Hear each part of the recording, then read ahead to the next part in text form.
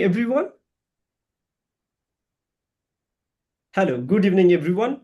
I'm Shantanu, and it's a pleasure to be your anchor for this evening. I warmly welcome to all of you to today's session on 2nd May 2026, organized by Talking Films Online. For those joining us for the first time, let me briefly introduce the platform. Talking Films Online is an online initiative founded and led by Professor Nikhila and Dr. Geeta Vishwanath. What began 5 years ago as their vision has grown into a vibrant space dedicated to preserving human connection through cinema. The platform thrives on the support of interns, volunteers, and the many filmmakers and scholars who have joined us over the years. We meet every Saturday at 9 p.m. Indian Standard Time. Members are encouraged to watch and reflect on the selected film at their own pace before coming together for a collective discussion. Over time, we have had the privilege of engaging with several eminent personalities from the world of cinema. At its core, Talking Films Online is a space that celebrates critical engagement with film, whether through its narrative, techniques, form, music, or its intersection with other literary devices across genre, languages, and cultures. In addition to our weekly discussions, we organize a short filmmaking competition and an in person international seminar every year. Tonight, we are delighted to have Samvartha Sahil with us, who will lead the discussion on the Hindi film Ikkis, directed by Sriram Raghavan. Samvartha is a teacher of screenplay writing closely associated with the Film and Television Institute of India's Open Learning. He is an alumnus of FTII and JNU and also worked briefly as a journalist for The Hindu, a recipient of the Charles Wallace India Trust Fellowship, Prabhas Joshi Media Fellowship, and Karnataka Sahitya Academy Travel Fellowship. Samvartha has worked closely with filmmakers like Sri Prakash, Aranya Kasaravalli, P.N. Ramachandra, and Anadi Atle. And his translation of the poetry collection of Nagraj Manjule, Jachinta Karketta, and Jogesh Moitra into Kannada have been published, and his translation of Binod Kumar Shukla and Manoj Bugati is in progress.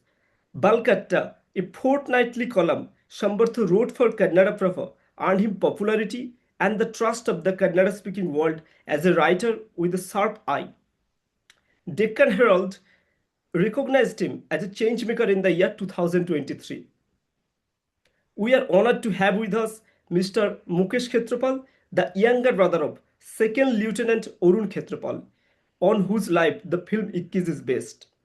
And of course, it's a special privilege to welcome director Sriram Raghavan, whose work continues to shape contemporary Indian cinema with its distinctive narrative craft and cinematic precision. We are all eagerly looking forward to the discussion ahead. Without taking any time, I now invite Samvartha Sahil to begin the session. The stage is all yours, sir. Thank you, Shantanu, for the lovely introduction. Thank you, Priya, for organizing those. I know, most of you actually are excited because Sriram Raghavan is going to be here, Mukesh Katrapal is going to be here, but they're not yet here. So till then, we will have to actually kind of bear with my over passionate self. But I'm feeling slightly, underconfident today or a bit nervous today for primarily two reasons, other than in the presence of Sriram Raghavan and Ikkis who might join us any time. And if you could forgive us beforehand, for your indulgence, because, okay, yeah, I've not been keeping well, so like I can't actually kind of raise my voice beyond a point. That's one of the reasons, and it's also one of the reasons why I've not been. I don't think I've been able to stitch my thoughts well in the notes that I have prepared. So but because I have kind of loved this film a lot, and I've spoken about this a lot with friends, and chewed people's brain. endlessly about this film, and I also actually kind of watched the film four times in the theater. I mean, in the 10 days that it ran in Manipal, I went and watched it four times. So I know I can actually kind of gather some thoughts and actually kind of put it together over here. So with that, actually kind of, let me, I must actually kind of tell you what was uh, in the recent past, I have stopped watching war films coming from India primarily because, it doesn't actually kind of excite me. It doesn't have any insight. It's actually kind of slightly nauseating to me. So when the film Ikkis poster thing, I saw for the first time, I was wondering, okay, one more kind of thing. But what really caught my attention was it was Sriram Raghavan's film. And I was like, what is Sriram Raghavan doing in this particular genre? The person who made a Hasina 3, then, Agent Vinod, Andhadhun, Merry Christmas, which all these films which I actually kind of really like. But this doesn't seem to be the genre in which Sriram Raghavan sir works. So I was quite intrigued and I went to watch it on the first day itself, first day, first show. And it was Jan 1st. And I still remember halfway through the film, I was like, if this is how this year is going to be, then it's going to be a really good new year. And I actually kind of wished myself a happy new year. But the once I actually kind of walked out of the film, uh, there were, one of the first things that actually kind of came out of my mouth is like, where is Sri Ram Raghavan? I need to hug him. Uh, I actually, if the next time, anytime that I meet Sriram sir in person, the first thing I'm going to do, I'm go hug him for making Ikkis. Because Ikkis felt like a warm hug to me. Especially, in the times that we are living in, where actually, the film also kind of, there was a slightly, the time or Samay must have actually kind of chuckled seeing the Ikkis release 2 weeks before Border 2 and a month after Dhurandhar. All chest thumping, jingoistic films. In between that, you have an Ikkis which actually kind of comes as releases in the theater, and it's a kind of a lesson for resistance and also on how to actually kind of puncture the dominant discourse. So when Ikkis tells the story of Arun Khetrapal, a war veteran who got martyred in the 1971 war. But that's not just about Ikkis. Though it's actually kind of tells the story of primarily of the Arun Khetrapal. It also very interestingly tells the story of Nisar. Nisar is a soldier from the Pakistani army who killed Arun Khetrapal. In the battlefield. And very interestingly, in 2001, when Arun Khetrapal's father, Madan Khetrapal, goes to Pakistan, he's hosted by Nisar, and Nisar actually kind of confesses to him, saying that, hey, I was the one who killed your son. So it's this thread which actually kind of, Sriram Raghavan picks up to tell the story. It's a war film which is anti-war. And I'm largely going to actually kind of, focus my presentation on how this film actually kind of, while speaking of war, still it actually kind of turns it into an anti-war film. That's my focus largely going to be. And since I'm a student of screenwriting, I'm going to largely look at the how in the scripting itself, the whole the vision of the film or the anti-war vision of the film has actually kind of been scripted into the film. So let me begin by saying that, see, in screenwriting vocabulary, we actually kind of make a distinction between hero, main character, and protagonist. So hero is someone who actually the audiences root for. Who we want to win. And main character is the person whose the story is about. And protagonist is the character who undergoes a transformation, who has a character arc. In that sense, when we look at Ikkis, the construction of Ikkis, uh, Arun Khetrapal becomes the protagonist and the hero. In the sense, it's for Arun Khetrapal that we root as audience. And it's his character which undergoes a transformation. And I'll talk about the transformation also and what that actually kind of tells us about the character also and what about the film as well. But the main character of the film, whose story is it actually? It's actually, we are I mean, Arun Khetarpal's story is actually in the past. It's actually kind of comes in the flashback. I mean, both the timelines of 1971, where he's entering the war, getting into the battlefield, and also the narrative thread, I mean, of actually his love affair with Kiran. I mean, which is allegedly a fictitious story, which is not a real life story.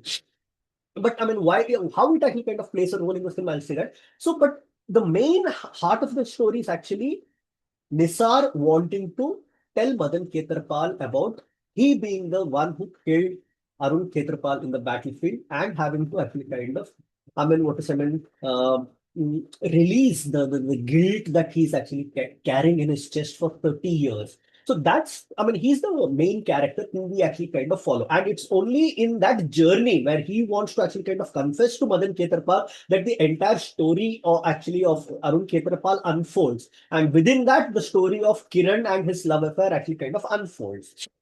So the and so here what we realize is that so it's not just Arun Khetarpal who's at the center of the story, but also Nisar.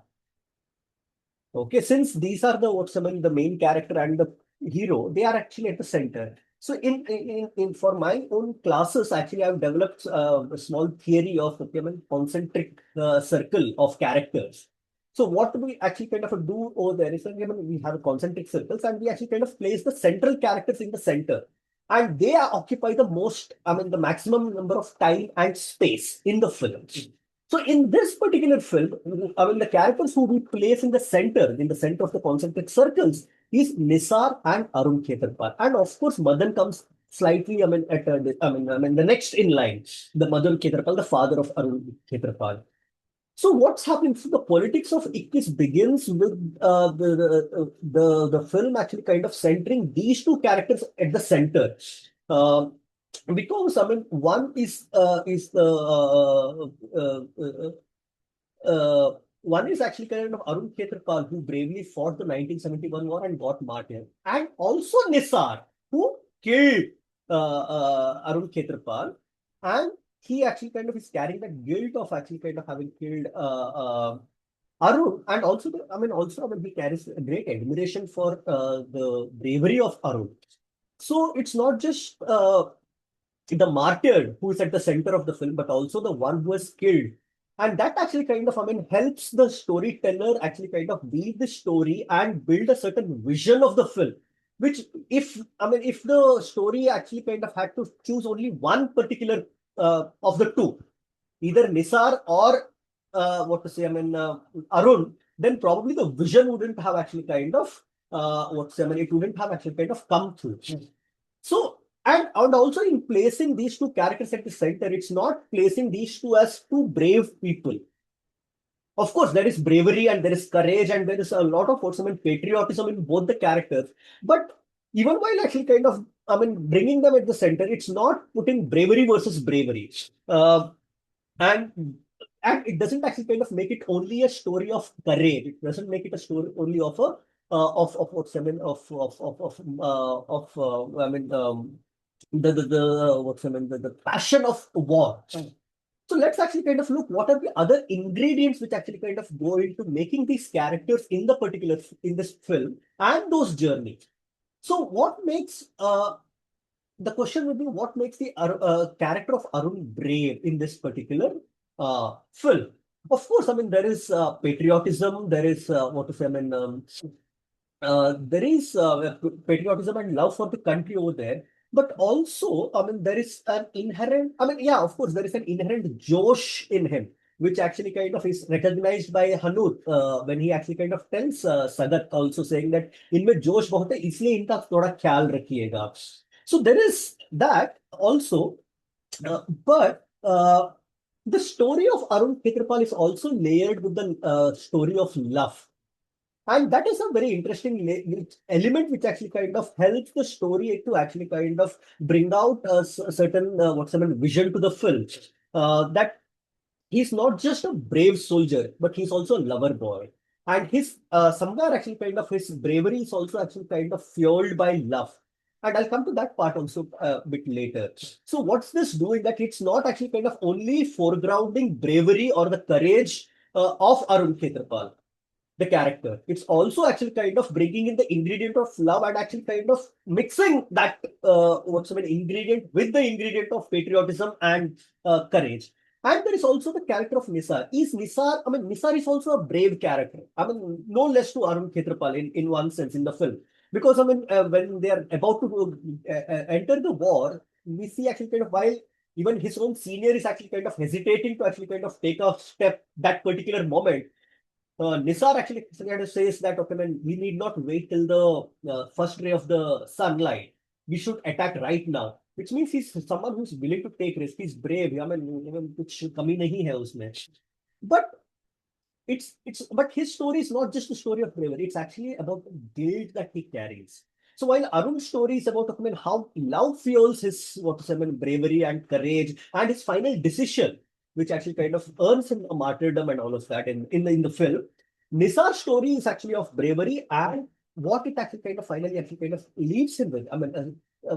A huge sense of guilt, which is actually kind of centered to his actually kind of story as we see in the film. So the film operates in three timelines. One is the 2001, where actually Arun Khetrapal's father, Madan Khetrapal, a lovely role by Dharmendra. It's so nice to see him also. It's such a lovely character, and it's his last appearance on screen also. So Madan going to Pakistan for a college reunion and Nisar being his host. That's the 2001 timeline that we see. Um, and then there's the timeline of 1971, where Arun is fighting bravely and getting martyred in the battlefield. And there is another timeline, which is actually slightly before 1971, where actually the love between Arun and Kiran actually blossom and it breaks. Uh, so the film operates in these three timelines and it actually kind of intertwines. It actually kind of, one actually kind of getting entangled with the other, and that plays a impact as to how the film's impact lays on us. Uh, so Arun's dream, as we see, in the 1971 timeline, we realize because of this intertwining of these three timelines, realize that Arun's dream is not just to win the war and play golf in Lahore once they actually kind of win the war, but it's also to win the love of Kiran back. It's also to reconcile with Kiran.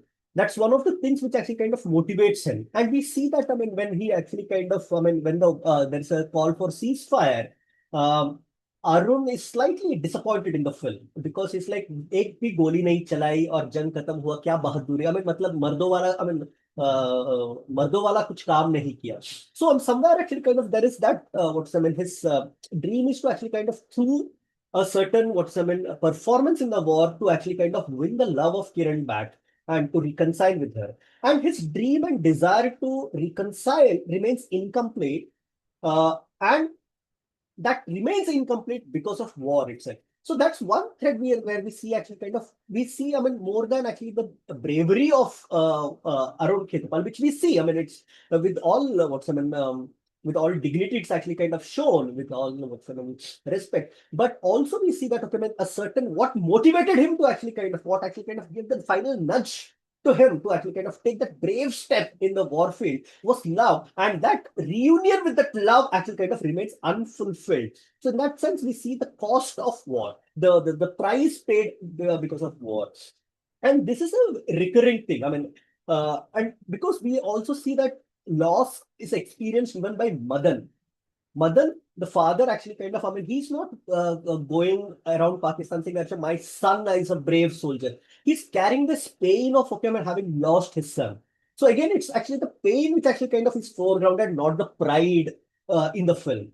And it's also the same with Nisar. Nisar, one, he has great admiration for Arun Khetrapal and his, the way he fought in the battlefield. But finally, Nisar has killed, or I say resisted, the Indian army coming forward in that particular moment. Arun Khetrapal, he stops Arun Khetrapal over there. And he's also not carrying that pride कि मैंने ऐसे बहादुर इंसान को रोक दिया वहां मैदान जंग में. he's carrying guilt of actually kind of, I mean, having killed this person. And again, here it's actually, I mean, because of the war. So constantly what is getting foregrounded with the bravery of all these people is the price that people have to pay for war. And that's something which actually keeps coming again and again in the film. Hence, it actually kind of becomes an anti-war film because as much as we see the bravery of these characters, we also see the price that is being paid. And not just these three main characters, even a very peripheral character like Jahangir, who comes in. I mean, the one who has lost his leg in the battlefield and who kind of pressurizes his actually neighbors to throw out Madan Ketrapal because I mean दुश्मन को बिरयानी खिला रहा है. And even he has actually kind of paid the price for a war. And it's so, I mean, even that character is so well done, where actually kind of, I mean, uh, he is someone who actually kind of, I mean, is carrying not just, I mean, the trauma of, I mean, having lost his leg, but also the rage that he actually kind of carries. It's something which actually kind of dehumanizes him. Not just, I mean, it has not just actually kind of paralyzed him. The rage in him, which is actually kind of not opening up to any kind of warmth or any other thought, is actually kind of dehumanizing him. Even that actually kind of comes across as as an effect of, I mean, of war.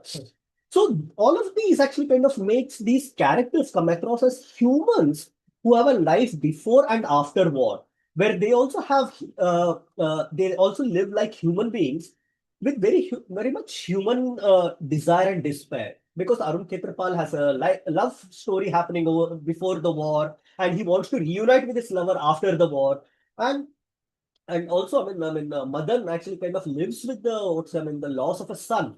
Jahangir lives with the loss of his leg and loss of a certain tenderness or any actually kind of human touch to him. Uh, I'll elaborate that about that later also. And also, I mean, even Nisar, who, I mean, even after actually kind of, killing, stopping the brave soldier who he admires, still he's not able to actually kind of, I mean, live a peaceful life. I mean, he's living with guilt. Madan is living with loss. And Arun Khetrapal had to actually kind of give away his life without actually kind of, I mean, reuniting with his love. All because of the war itself. And last month when I actually kind of met Mukesh Khetrapal, he's a very nice host to me and a friend of mine who's also here, Saloni, who accompanied me. So when we went, I mean, he said, I mean, he described his brother Arun Khetrapal in a very beautiful way. He said, I mean, he was a iron-handed man with velvet gloves. Which actually kind of shows the strength and also the softness of the man that he was.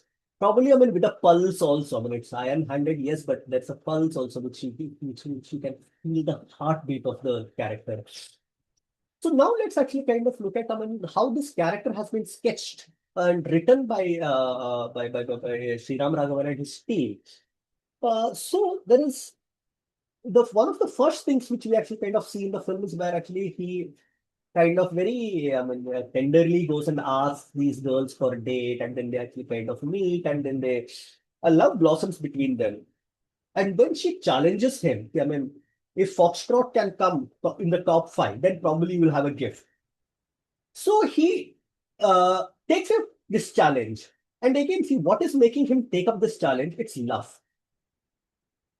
It's not कि I mean हमको I mean it's not a तीर मारना है पहाड़ तोड़ना है I mean not these kind of what to say I mean which actually kind of ideas which is actually kind of motivating him. It's actually the idea of love. I mean there is someone who is actually kind of who he loves, and that subject of love is actually kind of asking, can you talk? And he accepts this challenge, and he not just does that, he also actually kind of motivates this entire team to actually kind of work hard, work extra. And the humanness of the character also comes through when he actually kind of plays up this strategy of punishing Dingra so that actually kind of others can actually kind of fall in line.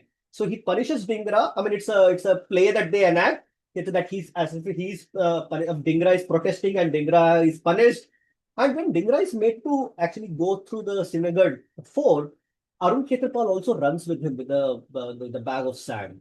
So and he Dingra says, "हम आपको आने की जरूरत नहीं थी," but he says, "नहीं, सांस बचा के रख, बहुत देर दौड़ना है." It again actually kind of shows the human side of Arun Khetrapal. So Arun Khetrapal's character also is not sketched completely as this, what some 56-inch chest person or something. He's constantly being, presented to us as human, which makes the entire the laws also feel very human laws to us.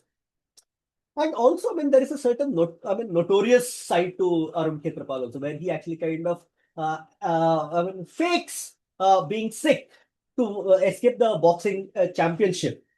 And then finally, of course, that other, the character who wins the boxing game, and then they come to celebrate, and then they're like, "But tu to bimar tha na." And following that particular scene, we first see one of the important character trait of Arun Ketrapal, which is going to change in the course of the film. So, when they say that, okay, Tuto Bimar Tana, he runs up because, okay, when his friends may actually kind of beat him up. And as he's running, they come across one of the seniors, officers. And immediately the playfulness actually vanishes, and they all actually kind of stand stiff, and they actually kind of salute the officer saying, Jai Hind sir, Jai Hind sir, Jai Hind sir. So it actually kind of underlines the what to say, the rule abiding and order following soldier that Arun Ketrapal is, and all, the rest of them are also all there. And once they win the championship, Foxtrot wins the championship, they're celebrating, and Arun Khetrapal, the character, does not actually kind of take part in it. And his reason for it is that Daru is not allowed. Again, this is this is against the rules of the system. And even when actually kind of he complains about it to the officials, he says they broke the rule. So this rule following and order following is something which is actually kind of it's blindly the character has actually kind of subscribed to this idea कि जो order है वो लेना पड़ेगा, जो rule है उसको follow करना पड़ेगा. And even when he actually apologizes to his team members at that before the final they disperse as from the academy, he says that I tried to follow my sense of duty, and in following my sense of duty, I abandoned my squadron. I haven't slept in 3 days. I asked myself what is more important for a soldier, duty or loyalty. I'm still not clear. So this is what actually is going to undergo a change. The sense of what is he wants to actually kind of follow the rules and obey the orders. So, so this is the character that we see initially in Arun Khetrapal. And probably, him being a tank commander is the it's a good what to say, symbol of that, because with the tanks, the issue is that from a tank you cannot actually kind of you do not get a wide angle vision. You only get a very sharp focused vision. So it actually kind of limits your vision in a sense. Probably, this idea of okay obeying the rules and following the orders and the tank actually kind of somewhere sync quite well. And the sense of duty is not just of what's Arun Khetrapal. It's also for Nisar. When Madan actually kind of tells him, मुझे समझ नहीं आ रहा है कि क्या सच है. Nisar says we are just soldiers following our orders, following the orders. So all of them are actually kind of following orders, and there's a cost that actually kind of they bear for that. Not just them. Nisar also says that those ISI agents who are actually kind of following them, spying them, even there he says they are just doing their duty. वो अपना काम कर रहे हैं. So there is something about okay, this whole rule abiding, following orders, which actually kind of the film seems to be actually kind of critiquing by making it actually kind of there. For everyone, and there's a price that actually kind of every character pays for that. And Arun, the rule abiding person, actually kind of breaks the curfew once to meet Kiran. Probably he is actually kind of make that shift initially happens slightly because okay, because of the incident with Bedi. Where Bedi gets rusticated, where he's trying to follow the rule, and Kiran actually kind of shames him for that. So probably, he takes that courage slightly to actually kind of break the rule to meet Kiran, but then there is again a price to be paid, and he regrets it. It feels like he's going back to the same rule-abiding, order-following kind of a person. And interestingly, this scene unfolds just before the scene. In the 1971 timeline, it actually kind of unfolds just before we see the scene where actually kind of he goes to the war and finally gets martyred. So it's almost like, because of, the film playing in three timelines, we are able to see the cause-effect relation very clearly. Because just before him taking that final step of actually kind of, I shall not obey the orders, but I'll do what my sense of duty is, my loyalty is, happens just, before we see the scene of Kiran actually kind of, I mean, uh, telling him that, okay, I mean, देश तो तुम्हारे हाथ में बहुत, मतलब क्या है, safe है. So her words actually kind of give that nudge for him to actually kind of to go beyond orders, go beyond following rules and doing something beyond that. So if the story was not to be told in a, what to say, in a non-linear manner, then the cause effect wouldn't have been very clear. That's one thing, and it would have almost been a story of, what to say. Uh, uh, it would have been a very story of bravery alone of Arun Khetarpal, who went and actually kind of became a martyr. Which, it was brave of him, yes, no doubt, but the whole, the human element which actually kind of comes in, and that bravery and that courage actually kind of being fueled by love. Love for the country and love for the individual also. That wouldn't have actually kind of come across. So the structuring of the story is important for the foregrounding of the vision of the story. Also, when we actually kind of look at the individual scenes in the film, almost all the scenes where actually kind of Arun Khetarpal is getting ready for the war and he's getting prepared for the war, we see a very interesting structure where actually we do not see the character progressing much. So there are sparks of brilliance that we see of the character, but not see, a plot progression doesn't happen much so for example, the scene where actually kind of he comes into the war field with the golf kit, he's asked like whose golf kit is, and he says, it's mine. And Hanut actually kind of asked him like, खेलने आए हो क्या? And he says, नहीं ना, खेलना है लाहौर में. So it actually kind of shows, a peak, height of, the bravery of, the material which actually Arun Khetarpal is made of. But immediately it punctures it by when Hanuj says, बेवकूफ बहादुर होता है या बहादुर बेवकूफ होता है. So then it doesn't actually kind of take him anywhere. So you see that rise in the character in the middle of the scene, then it falls. And in the following scenes also, where actually he's being trained, he's actually kind of locked in the tank and then he actually kind of manages to come out of it. It looks like, okay, he has made a progress, but then actually Sagat actually kind of says, 12 minutes, इतना time तो रुकेगा ना mind फोड़ने से पहले. Again, it actually kind of punctures it. So the character's bravery is seen, but it doesn't make any progression. The progression in the character happens in a major way only when the nudge from the previous timeline actually kind of comes in the form of the what to say, Kiran's words. But when we see that with the scene construction they have made of, okay, Kiran and Arun Khetarpal, that particular thread, you see, the progression in the plot happens very swiftly. Quickly. They meet, then they actually kind of meet for coffee, then they meet in the library. So progression is happening very quickly. But in the war thread, actually the progression is not happening. We see the brilliance, it has, kind of collapses. There are also moments where actually kind of he's asking his seniors, कि, हम reserve पे क्यों खड़े हैं? Again, it means that what he wants to do is not happening. And finally, when it has to happen, it happens because of the nudge that actually kind of he gets from the love for the country, which is inherently there in him, and also the nudge that he gets from Kiran, the character. And this entire thing could have happened only because it follows a non-linear structure and it operates in three timelines, and they actually kind of, the way it actually kind of they have intertwined is actually kind of making this actually kind of happen. And we see that, when the final push for the change comes through love for Arun. As I mentioned earlier, एक भी गोली नहीं चलाई, मर्दों वाला कोई काम नहीं किया, क्या कैसे जाके मैं माफी मांगू, या क्या कैसे how do I meet eyes with this love of my life? So he's even there actually kind of the motivation for the character is actually kind of coming through a very human element. It's not. See, I mean, without these human elements, it would have been another story of a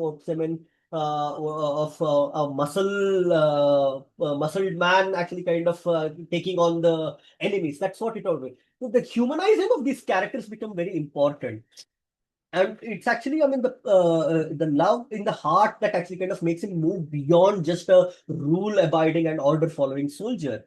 And also, I mean, in the end, when he's actually kind of his tank is on fire, he says that I will not abandon my tank. When he's constantly being said, I mean, abandon the tank. Tank पीछे लेके जाओ या तो tank से उतर जाओ नहीं तो tank पीछे ले जाके आग बुझाओ. He says, I shall not abandon my tank. This is in contrast with what he had actually kind of told his fellow mates during the training time that in my sense of duty, I abandoned my squadron. So now he's not actually kind of doing that. So we see that arc actually kind of coming in. So there he was duty bound and he abandoned the squadron. Here he's not abandoning the tank because he's not following the orders also over here. So that's the arc that we actually kind of see of Arun Khetarpal. Without the non-linear structure, again, I mean the construction, the story would have been a celebration of bravado in Arun Khetrapal's story, and without the non-linear structure, even Nisar's story would have actually kind of been a very sappy, melancholic story. What actually kind of grounds it and actually kind of makes it more human is actually the non-linear structure and how it actually kind of intertwines with the previous timelines in the film. So what happens in Nisar's story? Just before the war begins, I mean, where he enters the war field and actually kind of he comes face to face with Arun Khetrapal and kills him. There are two things happening very interestingly. One, his superior's son Altaf is killed, and his superior actually had told him कि अच्छा मैं अल्ताफ मेरा वालिद है उसका हिफाजत करना मतलब उसका खास ख्याल रखना. And he actually kind of is not able to do that. One, I mean, he sees the laws. I mean, he knows this soldier is not just a soldier, but also son of someone. That's one thing which actually kind of happens. And there is another thing which is happening in the story, which he actually kind of tells Sabah, his daughter, that when he got to know that his wife was pregnant, he was in the middle of the war. And he says that I mean उस रात मैंने सिर्फ एक दुआ मांगी थी कि जब तक मैं अपने बच्चे का सूरत देखूं तब तक उस तक मेरी सांस बचा के रखना. That is one of the prayers that he actually kind of made. So there is this father element in Nisar also, which actually kind of makes why is he so guilty about killing Arun Khetrapal in this film? Because I mean the filmmakers have and the writers have actually kind of neatly underlined with one the birth of Sabah, his daughter, which is happening. I mean about which he gets to know when he's in the warfield, and it's also the killing of Altaf, who he was actually kind of supposed to take care of in the warfield. So these two actually kind of make it very clear as to why he's actually kind of so guilty about actually kind of having killed Arun in the film. Again, so what this actually kind of does, this actually kind of gives a solid root for the guilt of Nisar, and it also humanizes him. And also Nisar is also presented to us not just as a brave soldier, but an guilt carrying person, but also a lover of poetry. In the middle of the wars, from nowhere, he actually kind of starts quoting Mirza Ghalib. And that's a beauty. I mean, it's a nice moment where actually kind of he quotes Mirza Ghalib saying, I mean, रगों में दौड़ते फिरने के हम नहीं कायल जब आंख ही से न टपका तो फिर लहू क्या है. And actually kind of connecting it with the passion for war. So without this, I mean, again, I mean, we are able to actually kind of connect that. I mean, the cause effect relation. Again, we are able to make that. I mean, the killing of Altaf, the birth of Sabah, and the guilt that Nisar carries because of the non-linear structure and the intertwining of these three timelines. Uh, so these are the two main characters and how the time, I mean, the interweaving of different timelines actually kind of operate with these two characters. And there is a character of Madan also, which is actually kind of very nicely written. Again, as I mentioned earlier, he's not shown as a very proud father, I mean, who's carrying the medal on his chest or anything. He's presented more as a, of course, I mean, he's proud, ye Ikkis ka tha, ye Ikkis ka hi rahega, and he's proud of all of that, but also he's carrying the hurt of a father. And also, I mean, this character, interestingly, is someone who actually migrated from Pakistan pre-partition, which actually kind of brings in another human dimension to the story. So all these things are actually kind of humanizing the characters and also humanizing the story. It's only through the characters that actually the story also gets humanized. And he's actually kind of longing to actually kind of reunite with a lost past or of his childhood. And that actually kind of and there is also I mean, very, I mean, what's I mean, very playful, what to say, element of Husna, which is coming in, which is again a very humanizing element. And also, I mean, the way he actually kind of reads that poetry, I mean, Apne Pind Jawa, again, which actually kind of brings in a lot of warmth to this particular character. Uh, and uh, and with and what happens is also Madan shares grief with Jahangir. I mean, so it actually kind of, I mean, brings the two characters together from opposite sides. Jahangir has lost his leg, Madan has lost his son. It actually kind of brings these two countries also, enemy countries also kind of together. Okay, there is a shared past, there is a shared grief also with the war. And also, I mean, the way actually, Sriram Raghavan and team have actually kind of uh, consciously actually kind of brought in certain elements to actually kind of, what to say, I mean, to show the beauty of the Indo-Pak relation. I mean, which is almost like, I mean, what Patwardhan in his documentary War and Peace says. I mean, Pakistan is like a mirror to my country, which shows both my beauty and my ugliness. So in that sense, I mean, we see, I mean, a lot of what's, I mean, very interesting elements of the Indo-Pak relation, which is not completely antagonizing the other. We see actually, I mean, at the very beginning, okay, there are a bunch of people who are protesting, saying that okay, when I mean, that particular circle needs to be named Bhagat Singh Chowk. Bhagat Singh is a freedom hero for India, but I mean, in Pakistan, where he was hanged, there he's actually kind of, I mean, they want to name his the chalk after him.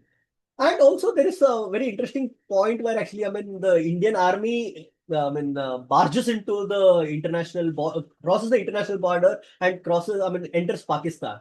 And Arun Khetrapal is actually very excited. He says, I mean, हम पाकिस्तान में हैं and the other fellow से हमें कुछ फर्क तो नजर नहीं आ रहा है सब एक जैसा लग रहा है हाँ एक जैसा लग रहा है so I mean in a sense I mean it actually kind of doesn't actually kind of portray Pakistan as this enemy figure, like most of these films actually kind of do. And also, there is a very interesting moment where actually the Pakistani civilians mistake Indian soldiers to be a Pakistan soldiers. Again, which is a very nice element. And also, of course, I mean, I mean, when Madan Khetarpal visits his old house, the people residing there speak about their love for Bollywood. Again, a shared love that we actually kind of get to see. And also there are small elements like a Devanand's photo coming up over there. And Matchbox actually has Noor Jahan's photograph. Again, in all these actually shared love that both countries actually kind of carry. And also, I mean, um, such nice detailing. I mean, I don't know. I mean, there's a whole lot of meme going about. I mean, peak detailing by Aditya Dhar for Dhurandhar. I mean, someone should do for, I mean, Ikkis. I mean, when the character Madan Khetrapal goes for reunion of his college, he's signing over there and he's signing in Nastaliq. He's not writing in Devanagari script. And this is true of many people who are actually kind of born in that particular region. I mean, including, I mean, I.K. Gujral and actually, I mean, even I mean, our Manmohan Singh, they mostly actually kind of wrote in the Arabic script, not the Devanagari script, even though actually kind of though they were speaking in Hindi. So there is something about this. I mean, Urdu always stands as this, what I mean, this I mean, symbol of what I mean, the Ganga Jamni, I mean, Tehzeeb and all of that. And that small detail is so interesting. Like every time, actually, I mean, I watch that film, I was like, that was such a nice detail. I mean, Dharmender signing from actually kind of, I mean, from right to left, which is very interesting. Again, it actually kind of brings these two countries. I mean, it doesn't pose one against the other. It actually kind of, I mean, repeatedly with these small details, which perhaps were not essential for the plot in a very big sense, but still actually bringing in these elements has actually kind of made this film actually kind of not antagonize anyone, but actually kind of antagonize war itself or a very what's I mean, a war-like situation. And yeah, and also the final monologue of Madan, which is so beautiful, where actually kind of he says, let me repeat this. I mean, I have written it down over here. इस दरख्त के सीने पर कितने गोली लगे लगे थे, फिर भी ये हरा भरा है। जिंदगी अपना रास्ता बना ही लेती है। बारूद से बुनी ये जमीन कितनी जिद्दी है, फिर सरजब्ज हो गई। लोग भूल गए हैं कि यहाँ कभी जंग हुई थी। जंग के जख्म भरते नहीं, कोई ना कोई फिर उसे कुरेद देता है और फिर से जंग हो जाती है। ये बार बार हमारे फसल और हमारे नस्ल खत्म कर देती है। And that's such a nice, I mean it rhymes also, but it also actually kind of sounds so good. I mean it sounds so apt in the in the for the character Madan, because he has lost his son over there. ये ऐसे ही चलता रहा है और ऐसे ही चलता रहेगा, पता नहीं कब रुकेगा। ये तब रुकेगा जब हम इसे रोकेंगे। It's such a nice, which actually kind of captures the anti-war vision of this actually of this film. And I mean, it's the characters, the way the characters have been written, and how their motivation and the after effects, the reality that they have to live with before and after war, which actually kind of brings in the what's I mean the anti-war feeling to this particular film. And the cost of war is not just borne by, I mean, humans. The film again, I mean, like such beautiful details. I mean, in Sarachak, when they actually kind of, capture the face over there. I mean, Arun Khetrapal enters a house and there's a cat that's meowing over there. And there is, I mean, in one particular point, there are these roosters who actually kind of, I mean, the society comes in the way of the tank, and the rooster actually kind of climbs the tank. Again, so these are also casualties of war. And of course, there's Rex, the military dog, military training dog. And even in one of the, I mean, when they come to Sargoda for the first time, and Arun Khetrapal and his team, there are dogs which are barking over there. And of course, there are, I mean, there's this the final act where it's not just the animals also, it's also, I mean, the tree actually, the branch catches fire and it falls on Arun Khetrapal. Again, that's actually another kind of, also, I mean, impact of war. And uh, there is also, I mean, the Jahangir, which actually is a very interesting character because he's enraged that, I mean, an Indian has been actually kind of sheltered in his neighborhood. And when he actually kind of he spits on, I mean, on Madan Khetrapal, and he says, I mean, kya khak janta hai tu budde, and all of that. But the moment Madan Khetrapal embraces him, saying that, okay, I mean, I have lost my son, he's not saying anything. I mean, he's not saying, अच्छा तुम्हारा बेटा भी गया है क्या? He immediately starts saying, चारों तरफ गोलियां चल रही थी, मेरे दोस्त मर गए, पता नहीं मैं क्यों जिंदा रहा. Again, it actually kind of speaks of the cost of war in the sense that, okay, I mean, it's see, I mean, this person has one, he has to live perpetually as I mean, what's I mean, as this war veteran carrying the whole anger in him. I mean, he has not even had someone to actually kind of give him a warm hug, and for him to actually kind of vent that actually kind of what's I mean trauma that he's carrying. I mean, how it was to be in the war. So the moment he's embraced by someone, and from, I mean, someone actually from the so-called enemy country, he immediately starts actually kind of speaking about it as if he was waiting for it. So, I mean, a war situation even actually kind of deprives people of a human touch. I mean, that's also something which actually kind of Ikkis actually kind of tells through that character of Jahangir, who is waiting for that one touch, which will actually kind of help him release that whatsoever pain that he's carrying. And it's actually something which has been recorded also, I mean, mainly by, I mean, psychiatrists and psychologists working with the trauma inflicted people, that a lot of these, I mean, people who have, I mean, fought the war, they do not want to forget people who they lost in the war. I mean, their friends, their, I mean, comrades who they lost in the war, because it feels like forgetting them is like betraying them.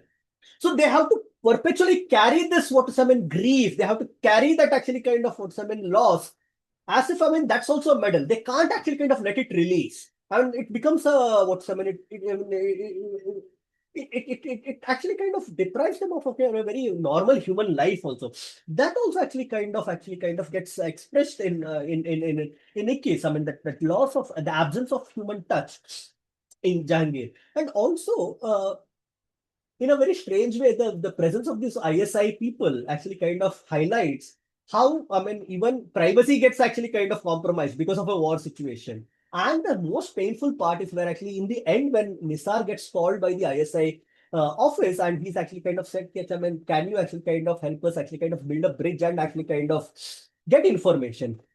a war situation also actually kind of the casualty is trust.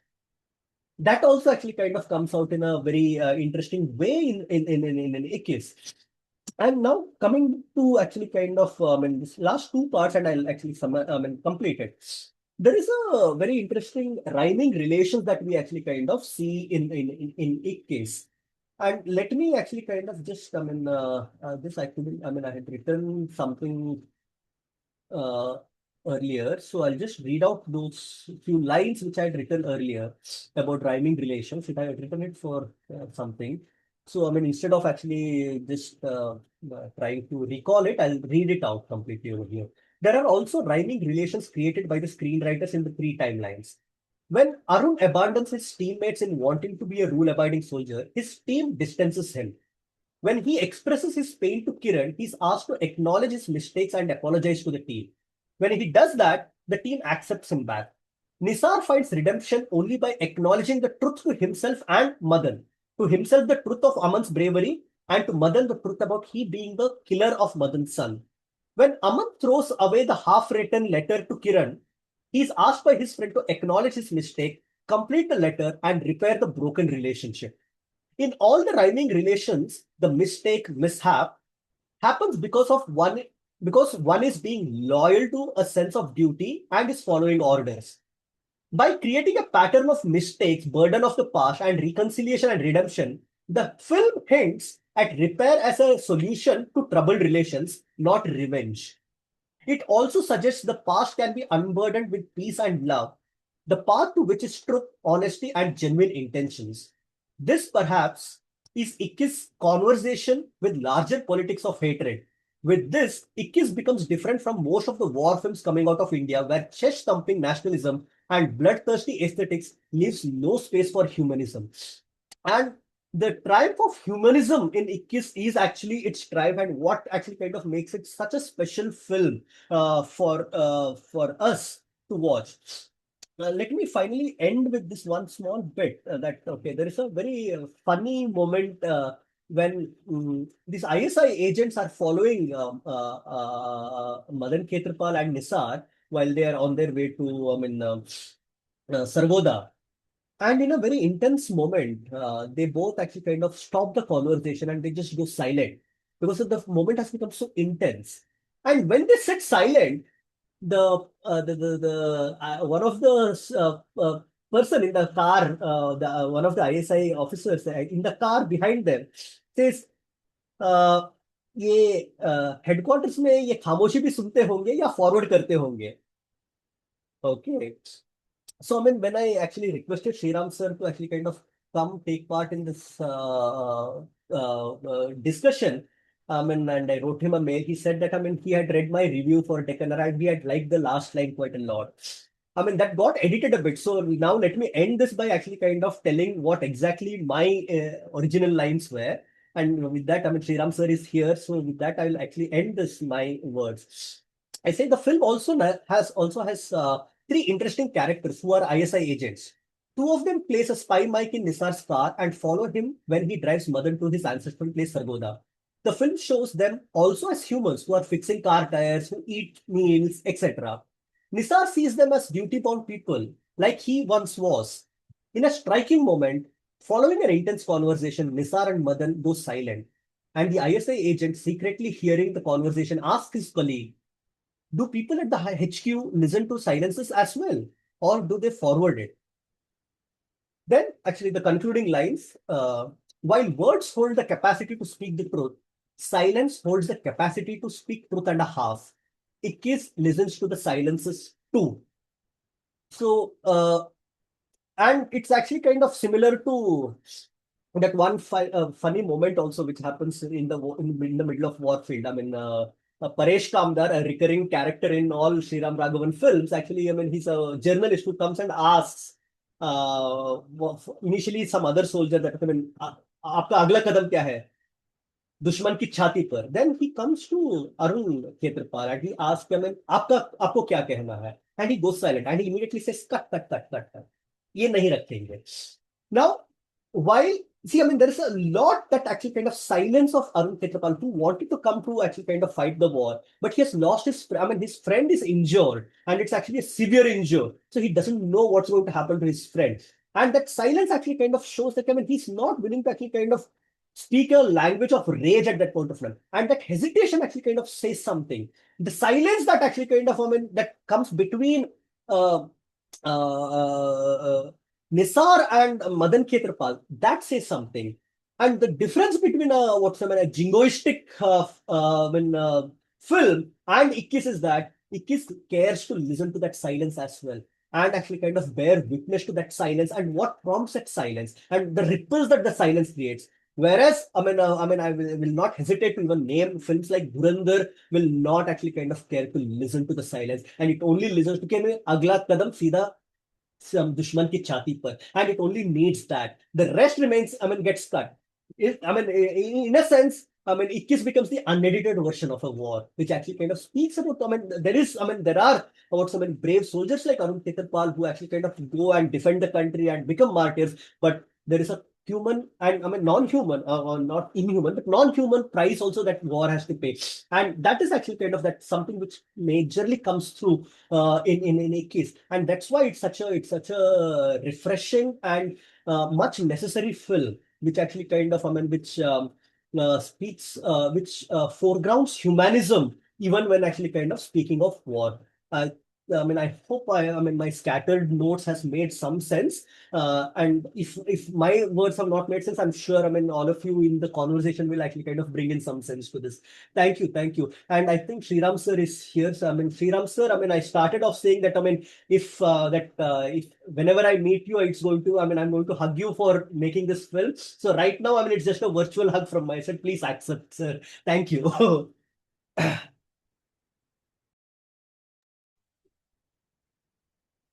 You are muted.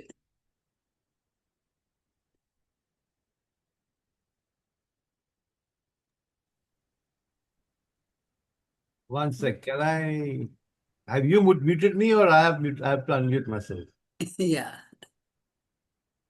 You're now audible. You're You're audible. audible, You're sir. audible. Now, okay. I think initially you had muted me and now I have muted myself. So now I'm okay.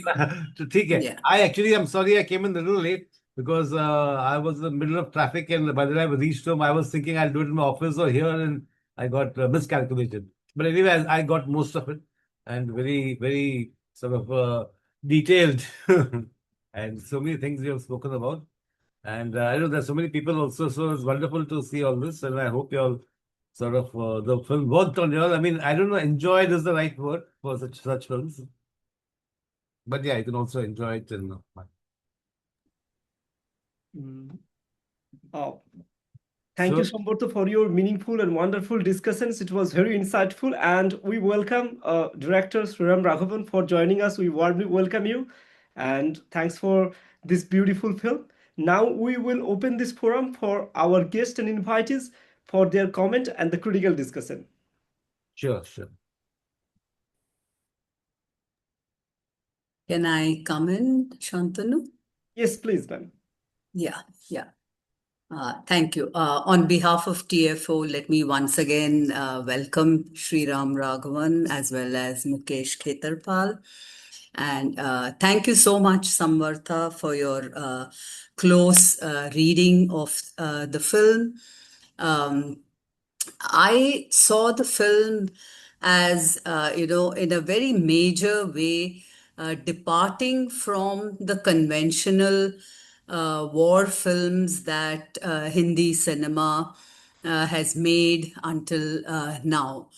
Like rather than glorifying martyrdom in a straightforward manner, it kind of interrogates the very meaning of martyrdom, the very meaning of heroism.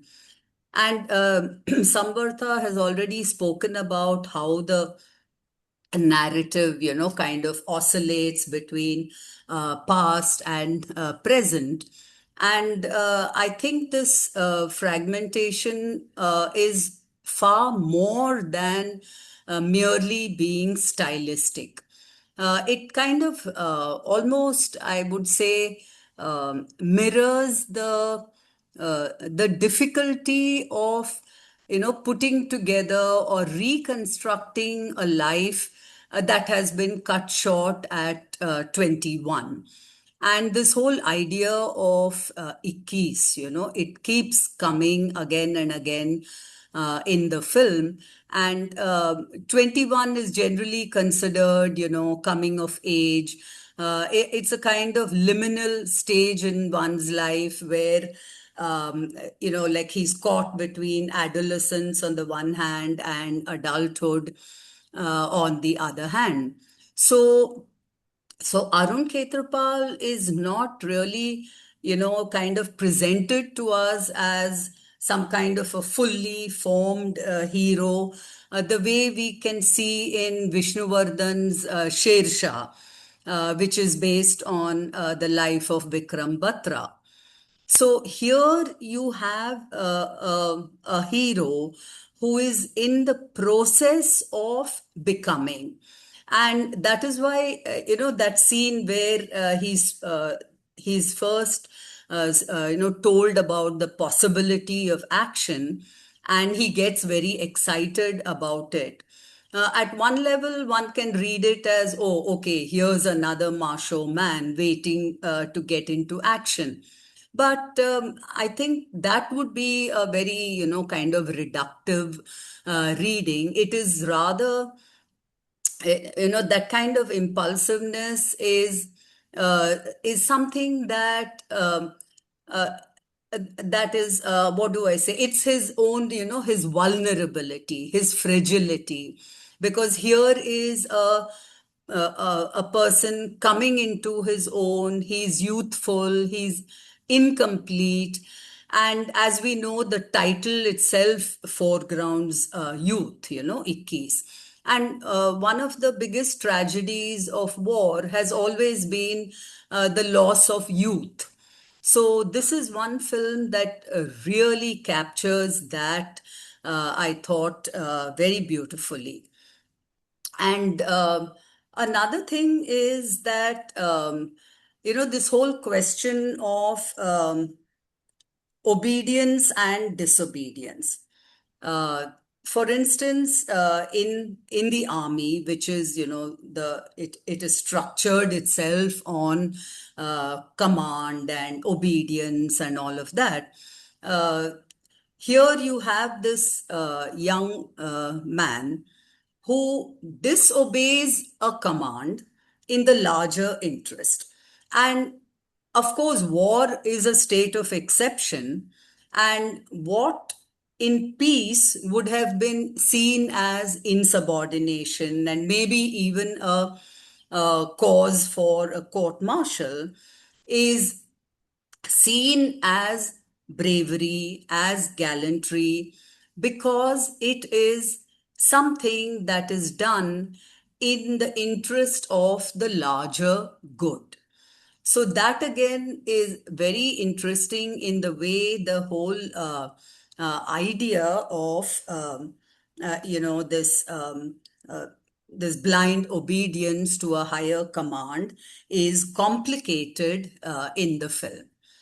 And so this whole question of nationalism, and now this is not a film that, shows that kind of chest thumping patriotism. It is not that kind at all. Rather, it is, some kind of a quiet and introspective patriotism. And the emphasis of the film is largely on grief. So these are some of the very interesting things that I found about the film. There are more, but let me stop here. But just one question to Sriram Raghavan, and that is, there is a text which appears at the very end of the film, and there is a voiceover, reading that text, which talks about how we should be constantly alert.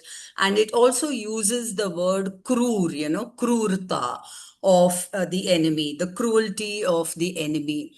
So somehow that I found a little disturbing because I thought it kind of nullifies all that the film stood for. And just one more thing before I end, and that is the 1971 army was a very different army from what it is now. For instance, in that briefing before they are sent to the front, Colonel Hanut says, Allah ka haath hai hum sabke upar. Now, that is something I don't think we will ever hear today from an Indian army officer.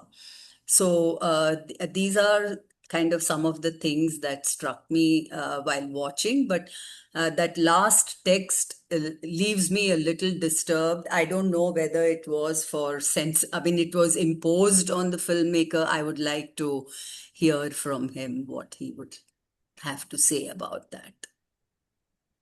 You're absolutely right about the last thing. It is something that was I was sort of told to put, and it was something which if I have to fight, I have to. It's a process, you know. It's like Yeah, doing the film and all that. So I tried to fight for it to be as late as possible, so that usually people get up in the movie, though they should watch till the end.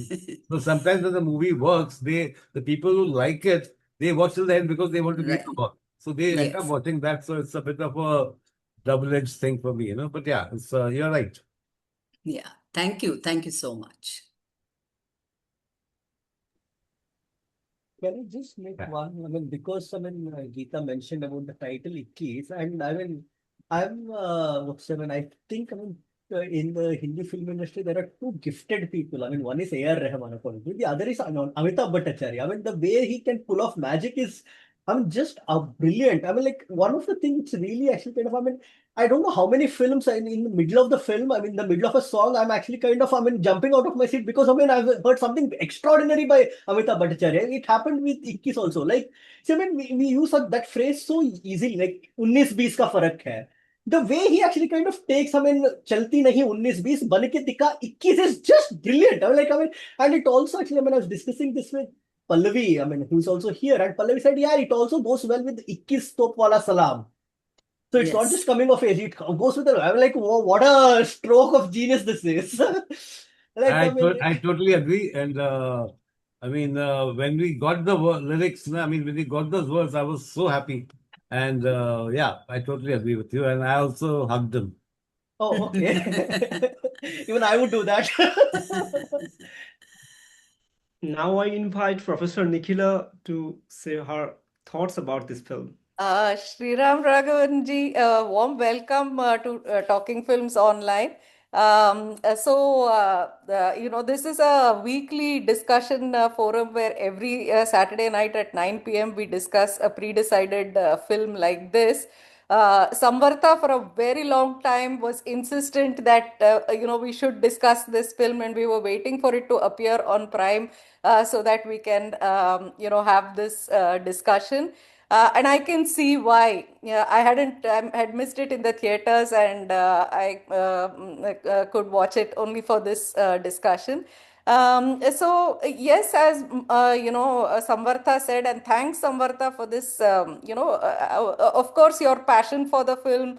And all those four viewings we could see in every minute detail that you were elaborating. Some of us who have watched it very quickly just last night, I have missed many things, but thanks very much for your introduction.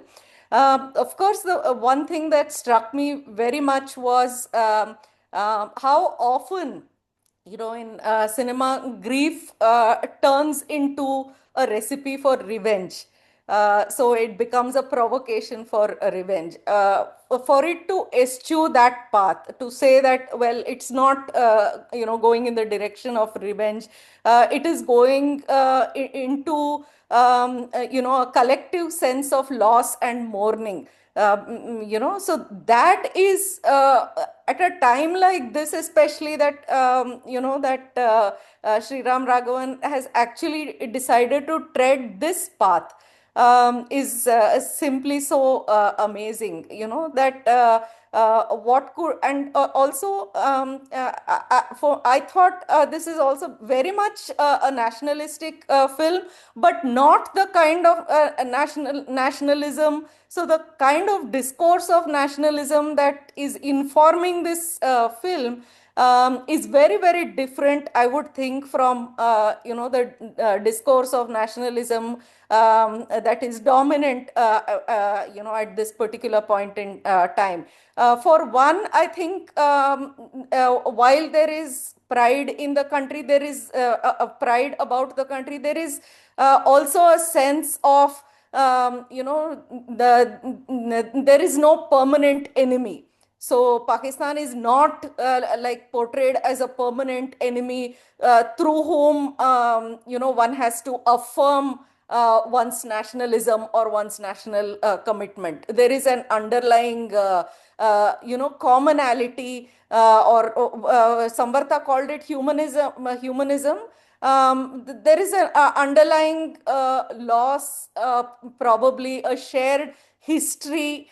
Many of that comes across very wonderfully in the film. A history that is alive, through characters like the one played by the father, by Dharmendra, the father's character. So I thought all that was wonderfully presented in the film. So thanks very much to Samvartha. Thanks to Sriram Raghavan for making such a wonderful film and for joining our discussion today. Thank you very much. Thank you. Yeah, over to you, Shantanu. Yeah, thanks, ma'am. Now I will ask Sanjay Kumar to speak about something, his remarks about this film. Okay, thanks, Shantanu, actually, for calling me because I have been waiting anyway. I was very excited. I mean, when I saw this film, that reminded me of so many things. Excuse me, your In camera is fact, off. Your camera is off. If you just turn it on, please. oh, okay, Thank you, sir. okay, yeah. So, well, some of the topics have already been discussed. Yet, I would like to talk about this, like the glorification of war, which happens normally. That reminded me of this film, of this short story by Pirandello, which is called War. I don't know what is the Italian title, but this is translated as War, in which there is a train in which this story was just published around 1918, after the World War I, when there are people discussing in the train, and they're saying some of them, they have lost their sons in the war. They have, and some of them are also proud of that. So there is one person who is saying, why one lady starts crying because she has lost someone in the war. And this person who has also lost his son, but he says, no, our sons are for the country. They are not our sons. Okay. So you should be proud of that. And then finally, towards the end of the story, then this lady who has been crying, she just stops.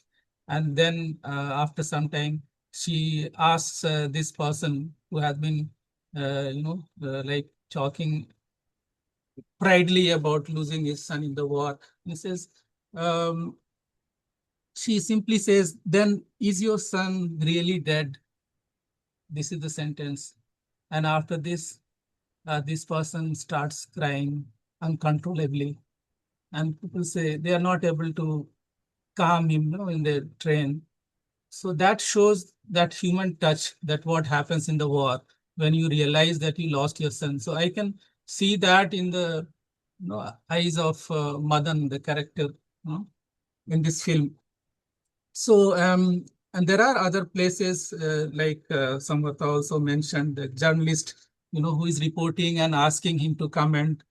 And then Arun doesn't say anything. He's just silent. And his vulnerability of the character has also been reflected in several scenes. One of the first scenes, in fact, when he has to kill the goat. So one person has killed it, without flinching. And then this person when Arun has to kill the goat, he's not able to do that. He misses, and then the other person has to kill. So think like, listening to stories of war, romanticizing it, that is one thing. But when you go to the battlefield, then what happens? That reality, how does it contrast itself with the stories you have heard? So this film beautifully presents this contrast. And the us versus other, that also has been beautifully presented, as Samvartha already pointed out, that when they reach the boundary, they come to Pakistan, and says that Arun says that, we are in Pakistan. They say it looks the same even here. Okay, so and interestingly, in the beginning of the film, some of us might have missed. Actually, I again went to see the beginning of the film. Whose photograph is there?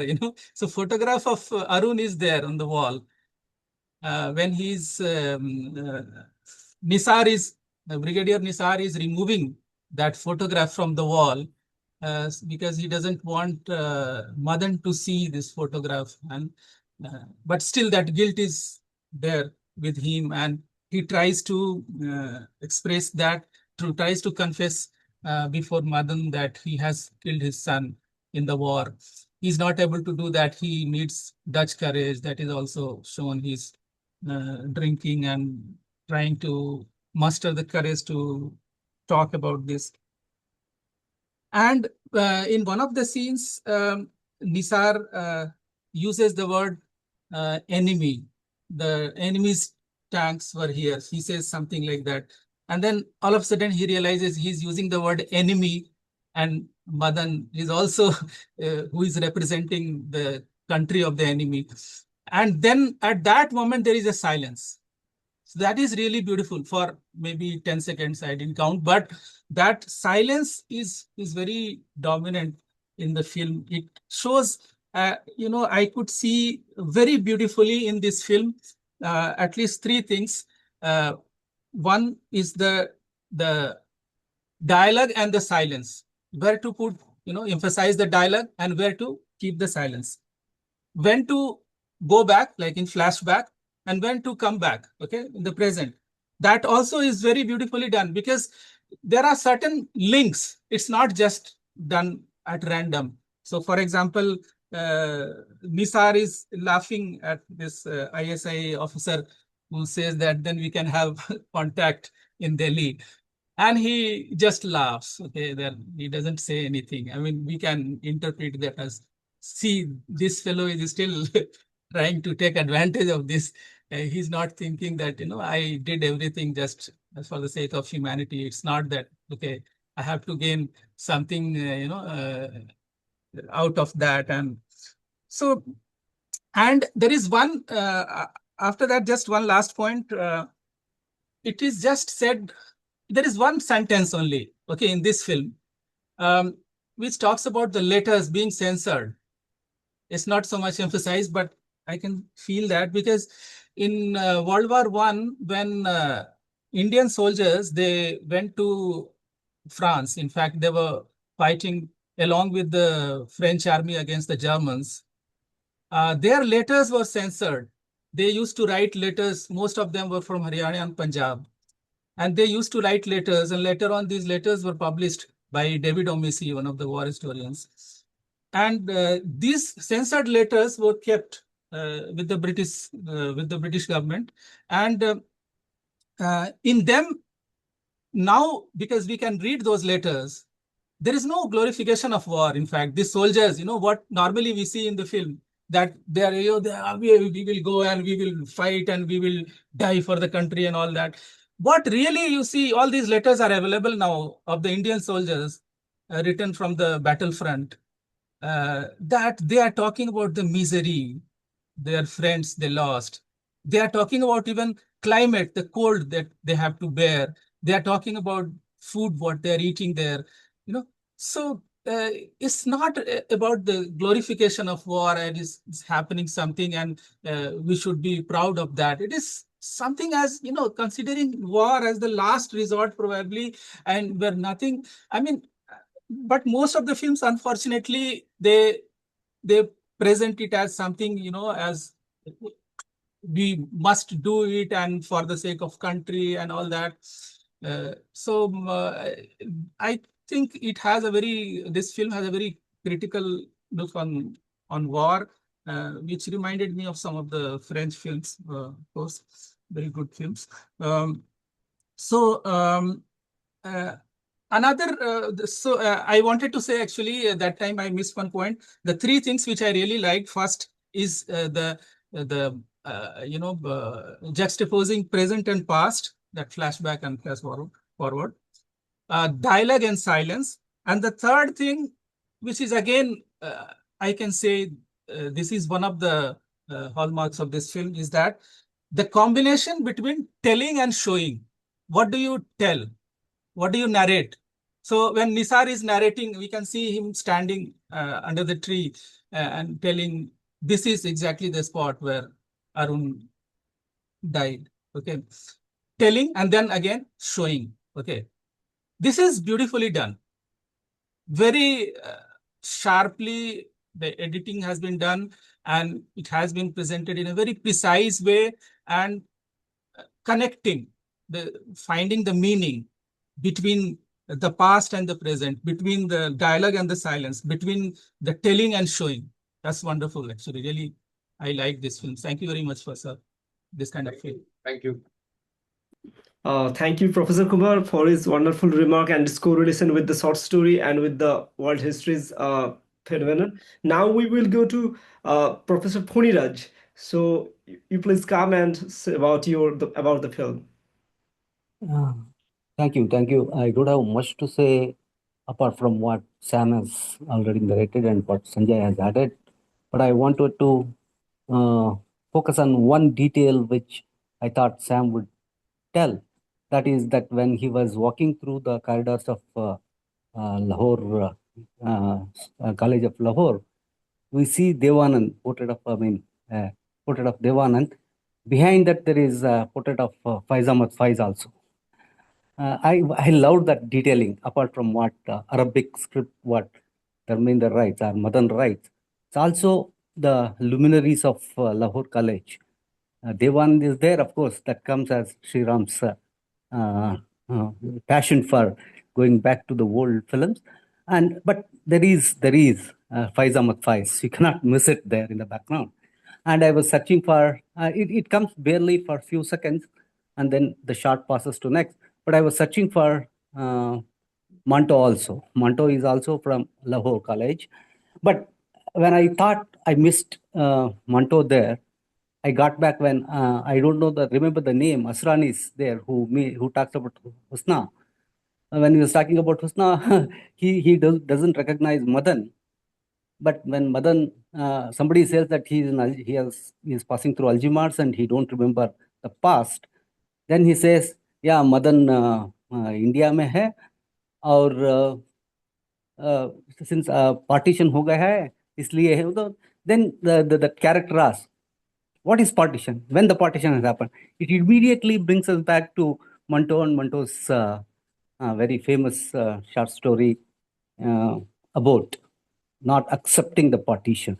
So this kind of small detailing, we love it in Sriram's film, in his previous films also, and in this film also. And I was also wondering why all of a sudden Sriram got into this, because we are fans of his thrillers. And was very keen to see how he has dealt with war film. And as Sam said, it ran only 10 days in my place, and I missed it in my place, and I ran to nearby city to have a last show. When Sam said he went for a first show, I went to Mangalore and had it as last show. I didn't miss one thing in Sriram's narratives. Even I can link it to his previous thrillers, where he, as what Brecht says, he fabulizes the things. Fabulizing is not fable. It's not a fable. He says F-A-B-E-L, fable. He makes familiar things unfamiliar and then narrates it to us so that we can go back to the basics of human relations and then think about the human relations. Cleaning all the dust which has gathered over the years about the human relations, remove that dust, so make it unfamiliar. So because enmity between India and Pakistan and war films have gathered a lot of dust and a lot of chest thumping patriotism and nationalism in us. What he did is, I love, is fabulizing it. Make it as an unfamiliar story, a fresh story, a new story, like what he did in his crime thrillers also, where where where he tells the crime thrillers as if it's a new story that I'm going to tell. You already know this. These stories have already come. You have seen it in many other thrillers, but as if I'm telling it as a new, he makes it unfamiliar to those situations which you could have linked it to other films, but again puts it in a new narrative and makes us to look at as a new thing, and then look at the human relations and the crime and thrill what we had. That is the one thing which links Ikkis. It is a completely a different genre which Sriram deals again and again. But that you cannot miss is artistry of fabulizing there, which I loved it once again here. And the another point what I wanted to talk about was, again, a open ending, which is very, very characteristic of his crime thrillers, is also here.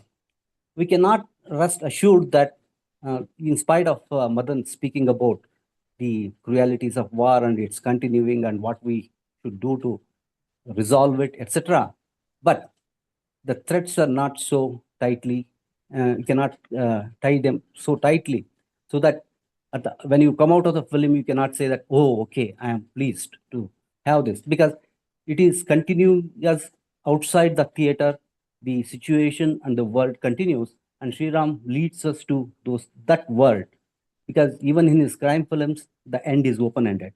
You cannot say that we have resolved the issues. It is continuing. So the ISI top officer comes and asks Nisar about it. He laughs, and it cuts immediately to the Hall of Fame. And you see again a kind of patriotic feelings evoked there. I will become youngest Paramvira, and then it cuts and comes to another batch who again shows Arun Ketrapal and says that I will become a Mati. So that kind of, you cannot just wish them off. You cannot just erase them off. You continue to be in the present. So I will tell you as if it's a new story, a strange story, is strained to our times, to the way we narrate it, cleaning all the patriotic things. I will bring it to the human level, as Sam correctly said, humanize it, narrate to you, but when you come out of the cinema, again you come to the present, and present continues. And I see in the last shots the open-endingness of confronting the present coming out of the fable of Sriram. Thanks, Sriram, for Thank you. continuing your storytelling even into a different genre and giving us a very good film. Thank you for that. I just want to, I think Manto was not from that particular college. It may be another college, because I would definitely have got his picture there. Government College, Lahore. I don't think so, but I'll check anyway. Thank you. Thank you, both of you. And now I will ask Ajanta Sarkar to speak her remark about this film.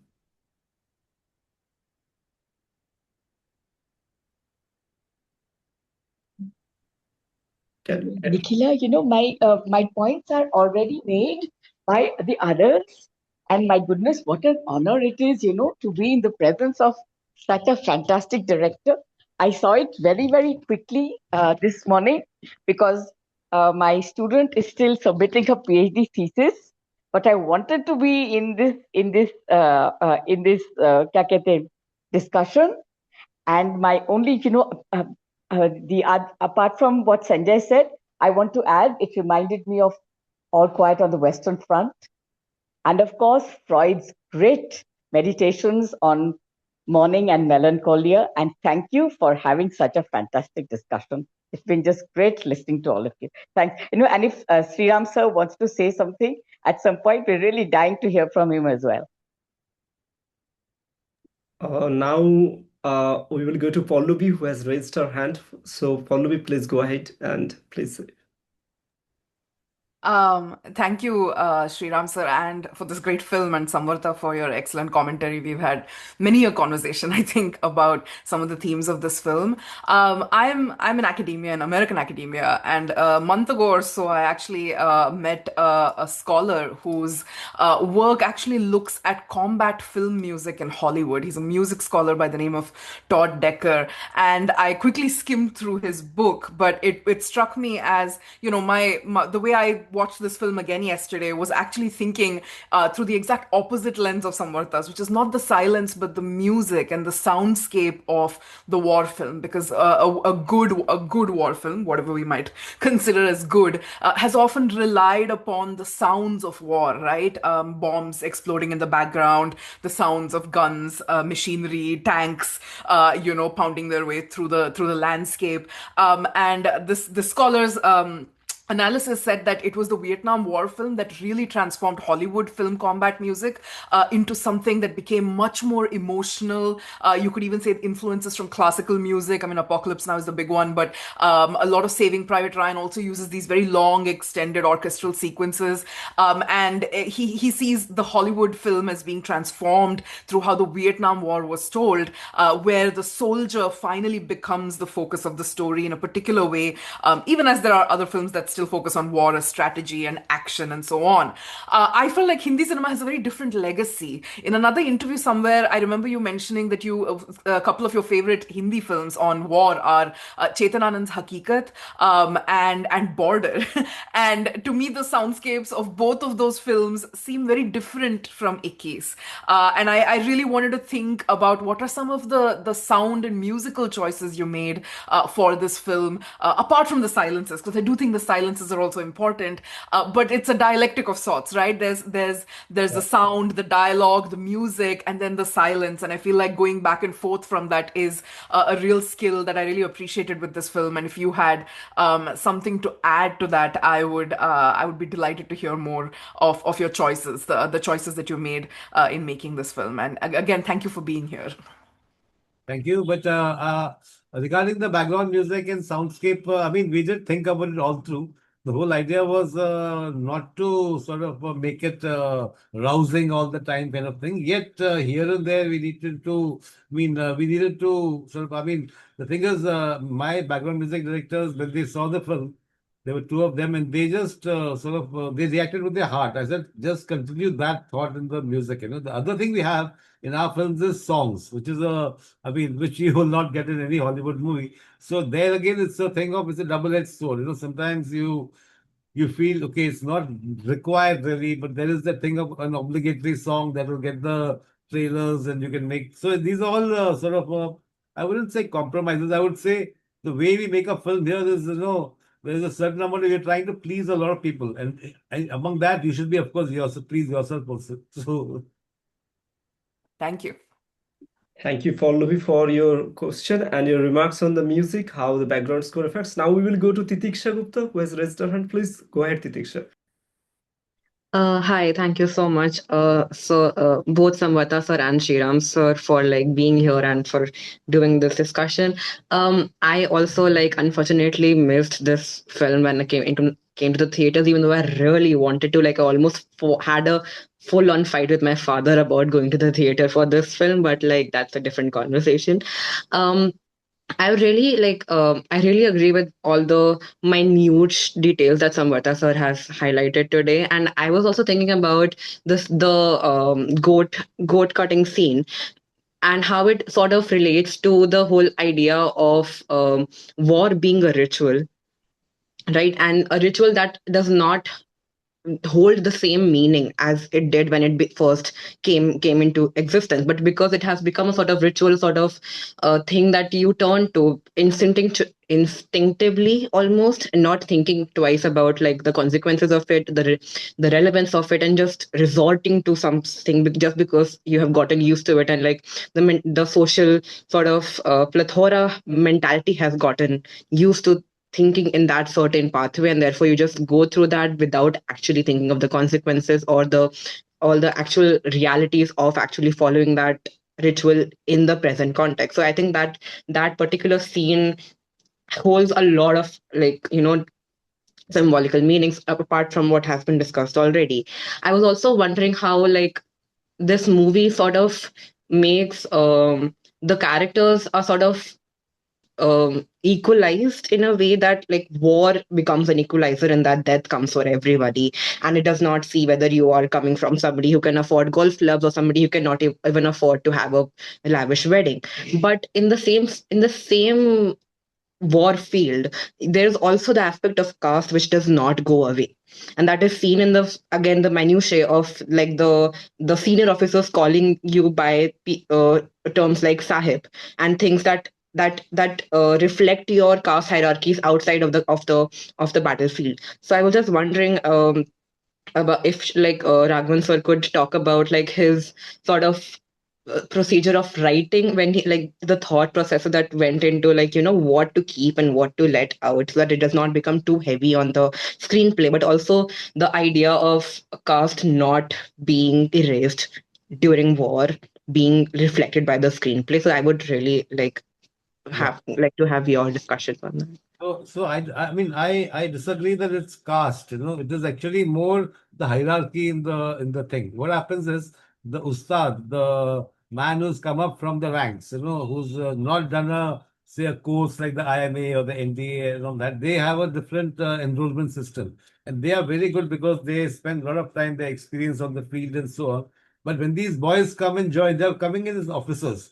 So they have to call them Saab, though, and they have to respect them, though the boys also need to sort of respect them and say everybody calls everybody else Saab. It's not to do with caste, it's more to do with some kind of what do you say, the army hierarchy, the way they speak and so on. So that's what I feel. What else were you asking me? I forgot something else you Oh, I asked. was just thinking about the if that not that particular aspect, but caste in general, not getting erased by war. Yeah. Sorry. My mom was Yeah. asking me something. No, I was just asking about the your ideas on caste in general, not getting erased by the by the enormity of war. Like, yeah. I didn't understand this exactly your question, but So yeah. I wanted to talk about a couple of things like the goat sacrifice and things like that. Now they have these rituals and they also have these superstitions. The superstition is that the officer who can slice a goat in one stroke is like, okay, this guy is a good officer. If he hesitates or something, then it's considered a sort of not a good omen and things like that.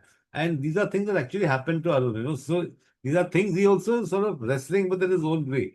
I mean, he knows there's a thing of people, do they take me seriously or not? So he has to win that respect. So it's all, I mean, the bulk of the film, what we have seen, is actually what really happened or what we were told has happened, including, for example, the photograph of Arun in Nisar's house. I mean, it's like a lot of people said, "Okay, how come, why would he keep a photograph?" Actually, what happened is he actually had a photograph and he is kept for because, oh, this is a boy who I have to somewhere, something. So he's kept a photograph. Now, maybe the cinematic liberty is how big the photograph is from our camera point of view and so on. It may have been a much smaller photograph. So things like that. But largely, the main thing for us was, see, we are dealing with a boy who's a hero and he's been a hero for more than 5 decades now.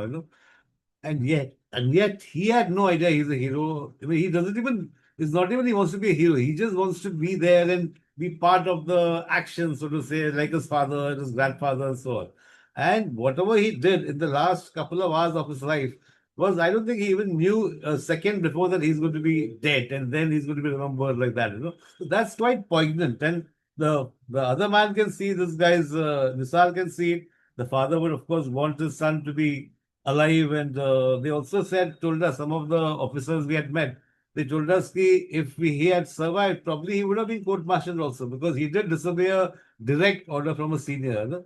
So, and he's, in a sense, he could have been, but since it happened this way, there is the whole thing. We had a lot of conversations with a lot of people who survived, who are there, some of them are still there.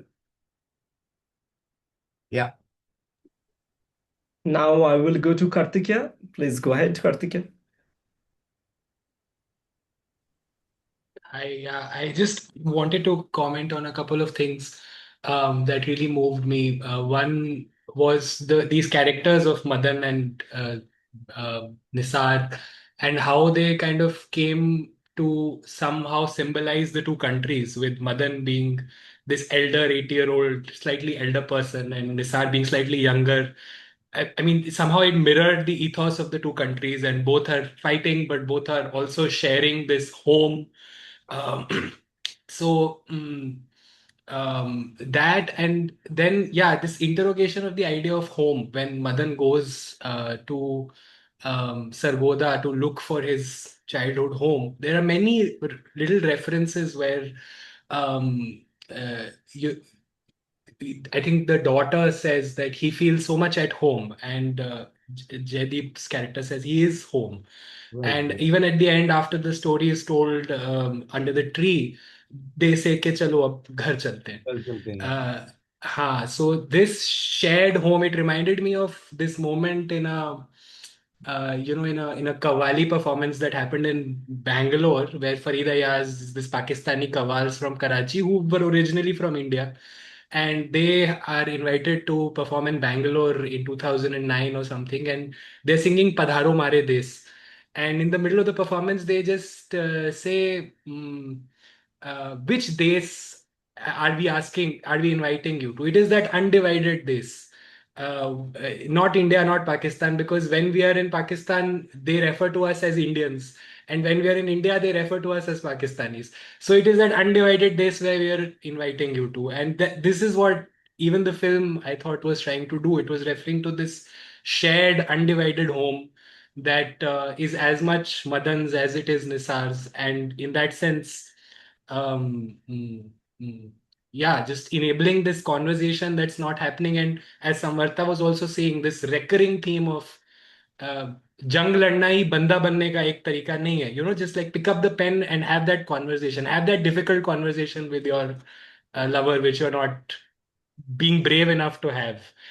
Make that confession in Nisar's case, and in Arun's case, uh, go and make up with your friend who is not talking to you because you messed up. Right. So yeah, so that was really lovely. Thank you. Thank you. Thank you, Kartikeya. Your If I may wonderful just comment. mention, Karthikeya, I'll take this liberty without your permission. Karthikeya is the nephew of Arun Khetarpal. Sorry. Karthikeya is the nephew of Arun Khetarpal. Oh, I see. I didn't know that. Oh, welcome to TFO, Kartikeya. We warmly welcome you, and thanks for joining with us. Now we'll go to Ananya, who wants to give her remark on this film. Thank you. Thank you so much. Am I audible and visible to all of you? Yes, you are. Thank you. Thank you so much to Samvartha sir, for joining and delivering that entire talk and discussion on the movie. So this was indeed my really first time watching the movie.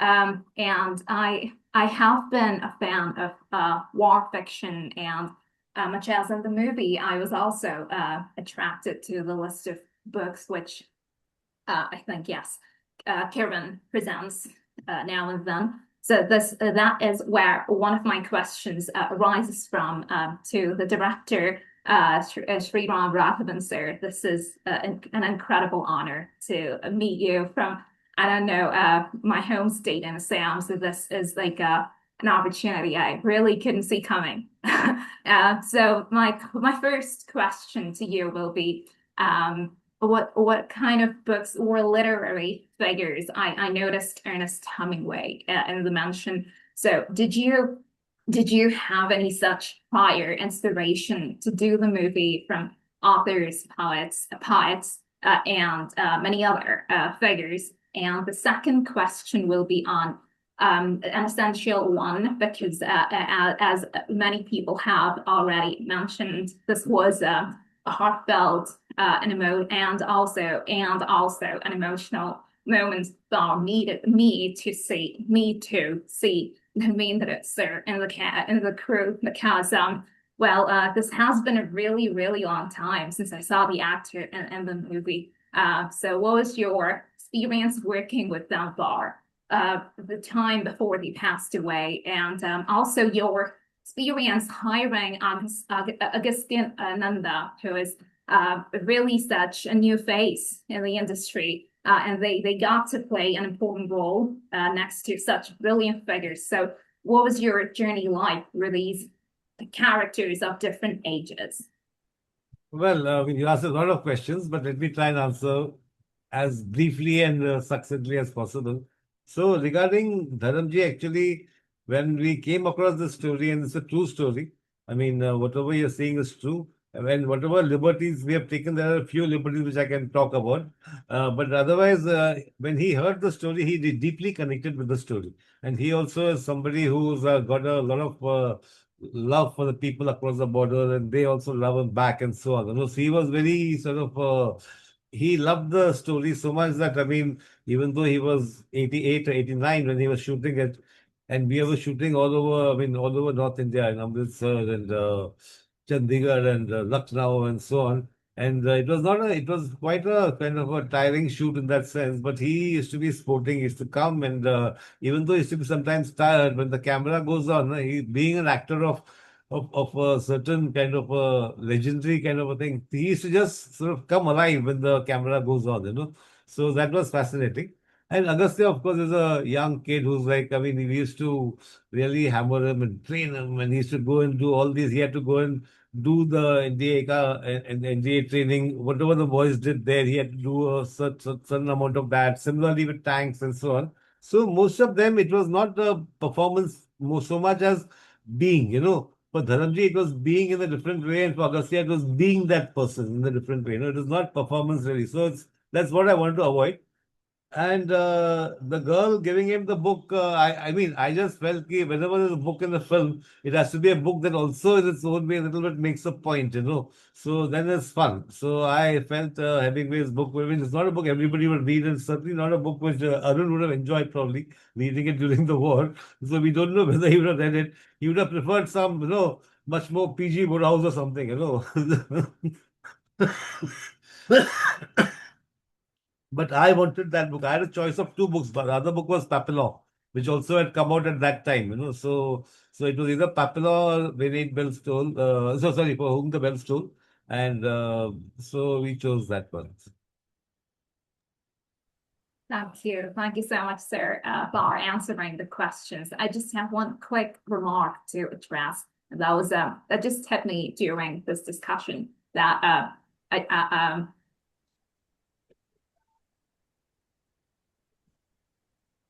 I saw the cast of the young soldiers when they were training in the movie. So I saw a face, the person who wins the fight as the boxer when Arun Kidarbal just disguises under cover of having fallen sick. So that character somehow echoes somebody from the border of as if from the Chinese border or somebody who was there. So they stood out to me for some reason. So did you have any particular intention for having that character play a role in the movie? No, he is very much an Indian guy. He's from the Northeast, and we actually wanted a mix of. See, when you look at the NDA, they have a complete mix of North, South, East, West. There are all kinds of boys who come there, you know.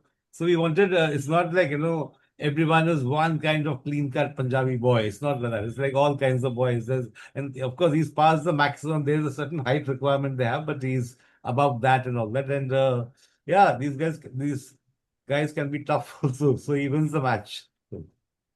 Thank you. Thank you so much again. Thank you. This is an honor. Thanks again. Thank you. Thank you. Thank you. Now we will get to Professor Tarkeshwar. He's with us and he wants to say something. So please, Tarkeshwar sir, please come and speak something about this film. Thank you. Thank you, Samvartha. Thank you, Sriram Raghavan, for the film. And I was initially, when I started watching, I thought it is another kind of nationalist, quote unquote nationalist movies. But as it progressed, then I was hooked on to it. Yes, some people are saying the word compromise that came up in the discussion. So I wouldn't agree with it. Yes, there will be different pulls and pressures, and how we handle it is very important. And these pulls and pressures also created a certain kind of complexity to the story in that sense. So it doesn't take any position, and it takes a very long shot, an historical shot. Though the story moves within the 1960s to 1970s to 30, 40 years, Yeah. but there is a comment on the war earlier too. So in that sense, there is a philosophy of war that gets discussed by the characters, but not like it is not like a superimposed on the dialogue or the narrative. It becomes part of the conversations. So in that sense, it takes a very long shot of the war and the both the necessity and futility of the war. So in that sense, it is not simply saying the wars are futile, because there's no point in saying it, because the wars have been happening. So in that sense, there is a futility to it, and it has been a necessity, and we have to be part of it, whether we like it or not, either for the in the name of nationalism or in the name of some other quote unquote issue. So in that sense, that complexity comes through the narrative. Uh, and it's a remark on the nationalism too, because nationalism is a recent entrant into this business of war, uh, not earlier. So in that sense, hardly 100 and 200 years, not more than that, the concept of nationalism and the war. So there are other contenders who were fueling the ಹೆಂಚಿನ ಅವಸ್ಥೆ ಬರ್ತಾ ಇದೆ. ಹೊಚ್ಚ ನೀರು air pressure ಆಯ್ತು. Okay, sorry. So in that sense, there was a stringent comment on the nationalism without questioning it, because we are living in that system now. So we can't question it, and we need to accept it, and we need to participate in the war, and we know the futility of it, and within that we continue it. And again, this continuity comes when the new batch of NDA cadets enter the Hall of Fame and say, I will bring the next Paramveer check. So in that sense, this continues to go on, this tradition of, and then the other thing is about what others call as martyrdom. But there's not much difference between quote unquote martyrdom and then the quote unquote suicide. So the line between the two is very thin, and it also depends on where you are looking at it from. Whether it's a foolish act, whether it's a bravery act of bravery. So in that sense, that also comes out very well in the narrative. Thank you for this complex film. And then the contradictions that exist are necessary, because that's the narrative tone. It goes in a very, what I should say in Kannada, Manjugaddiya Tannaniya Shaili, the high school style, not making any bombastic statement either against it or for it. Very coolly narrating things, and the conversation also gets unfolded, except when the boys are together, and then there is an exuberance. Except that, otherwise the narrative moves in a very undertone in that sense. And I think that is the success of the narrative. Thank you very much, Samvartha, for the suggestion, and also thanks to Sriram Raghavan and others. Thank you very much. Thank you. Thank you, Professor Tarkeshwar, for your wonderful remark. Well, we are almost at the very end, but I have a very small remark here that in tribute I to. have a question to ask later. You complete and then I'll. Oh, Yeah. sorry. I mean, I was just trying to say that in tribute to a war hero, Second Lieutenant Arun Khetrapal, this particular film does a rare plea for peace and empathy. But at the very end of the film, we see a particular disclaimer that the Nisar's character is an exception, ये एक अपवाद है। ये Geneva कंट उस Right, time में right. जो लोग थे, ये पाकिस्तानी थे, वो इंडियंस के साथ बहुत खराब व्यवहार कर रहे थे, को जेनेवा कन्वेंशन की उल्लंघन कर रहे थे। This was not really to the human behavior. So this film particularly for the 2 hours and 14 minutes displaying the empathy, tries to speak for the kind of the humanness, but at the very last moment it contradicts to itself that is trying to portray in that moment. So as it's a fiction film, what is the point of like saying these two particular things as a like for the viewers, like what is the message behind it? I was trying to understand a bit because it's a privilege to have you in here, so this is the question for you, sir. No, I spoke about it, but you have to think about it. I spoke about it here only a few minutes back. But you have to see if you, it's like this. You've seen the whole film. If the film works on you, the disclaimer won't. If the film doesn't work on you, the disclaimer will work. So it's like Andhadhun. You have to choose. Okay, sir. Yeah, that was quite contradictory in its remark while we were saying this film. Yes, now Samvartha, what you want to speak? Oh, okay. I mean, sir, I mean, Sriram sir, I mean, this is a question for you, I mean, which Paniraj already actually kind of voiced in a way. And but this is a question I've had from the moment from Jan first morning. Like, I mean, after making Ek Hasinati, I mean, Agent Vinod, Andhadhun, and even Merry Christmas, I mean, all which I loved so much. I mean, this really surprised me. Like, what actually kind of prompted this choice, and what was the preoccupation, which actually, I'm sure it came as a surprise to everyone. It's not to actually kind of doubt your sensibility or anything, but actually to, I mean, this choice actually kind of really. So, what prompted, what was going in your mind, and what were your preoccupations, which No, actually kind of said, कि अब ये करना है. No, it wasn't. I was in that office, my producer's office, for a different conversation. But when I heard the story, something about it resonated with me. Then I asked them, is anybody attached to this story? They said, not yet. Are you interested? So this was, I'm talking about in 2000, actually 2018, if you would believe. It's like a few years back. So then I said, yeah, I mean, I was still not finished Andhadhun. I had still got a Poland shoot to be done and all that. But I said, yeah, I like the story. And then after Andhadhun got over, I felt, I mean, I was working on Merry Christmas also, which is also a thriller. And this one, I just started doing research on this. I started meeting people. And I met a whole lot of army people. I met a whole lot of Arun's teammates from NDA. I mean, a lot of, including his tankmen. I met some of them. And so when you do all that, no, and I also went for for a wreath laying ceremony on Basanta Day on December 16th in Chandigarh. And somewhere I felt this boy's story is incomplete without his father's story also. And I found the whole thing very sort of, in spite of all the ugliness around us, there is something beautiful also which happens.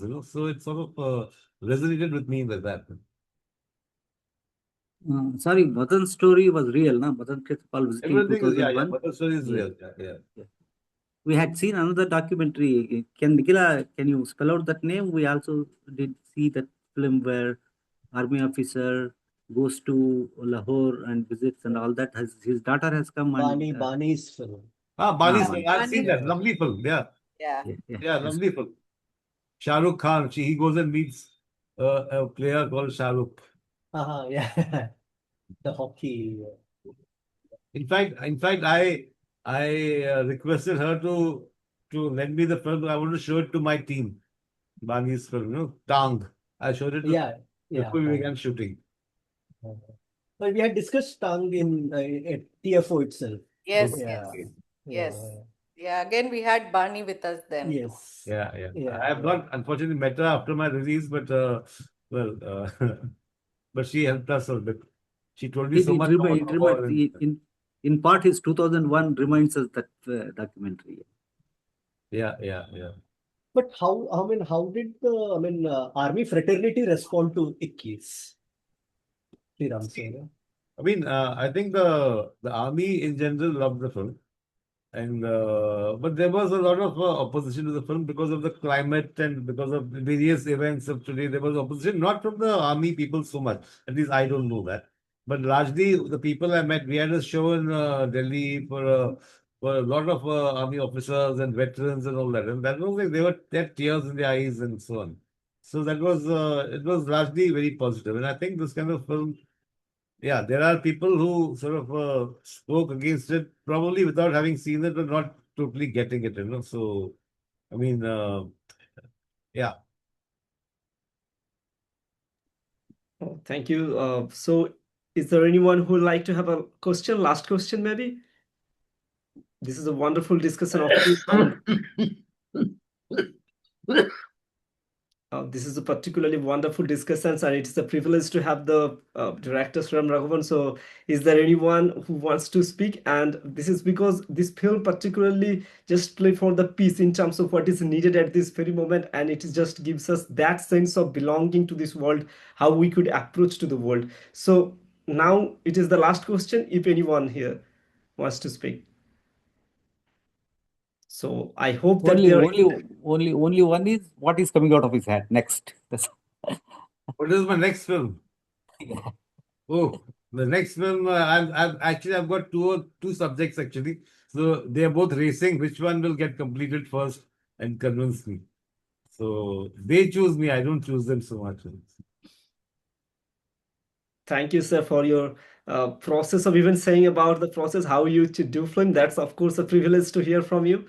So I hope that this is the end of our discussion and no questions at this moment. So I want to thank you, every one of us who joined us tonight and waited for and participated here and joined in this discussion, especially Professor Nikhila and Professor Geeta Vishwanath, who has initiated the discussion, and the organizer of this TFO, and Professor Samvartha Sahil, who has led this discussion, and of course Sriram Raghavan sir, who has joined us and give us the honor and speak to him, and all of us who has joined here. Thank you so much for joining, and please remember this is a weekly program at this every time we do it at 9 p.m. So please join us, and we do make film screening, and we do film, not film screening, sorry, it's like film discussion on the film screening, and so we just have a great discussion on film. So please join us. Thank you so much to everyone. Thank you, everyone. Thank you, everyone, for Thank being you. here. Thank you very Dear. much. What a Thank you, wonderful Samvartha. session. Thank you. Thank you. Good And night. Thank you. Samvartha, Good thank you so much. night. Thank you. Samvartha Good spoke the night. most, so he's really studied the film. So I'm also going to teach the film, sir. So have fun, and I hope to come for one more session. You let me know which films you're discussing. If I'm free, I'd definitely like to join in. Oh, Thank you. Thank you so Thank much. you. Thank you so much. Thank you. Okay, see you guys. Good night. Bye. Bye. Good night. Bye. Good night. Good night.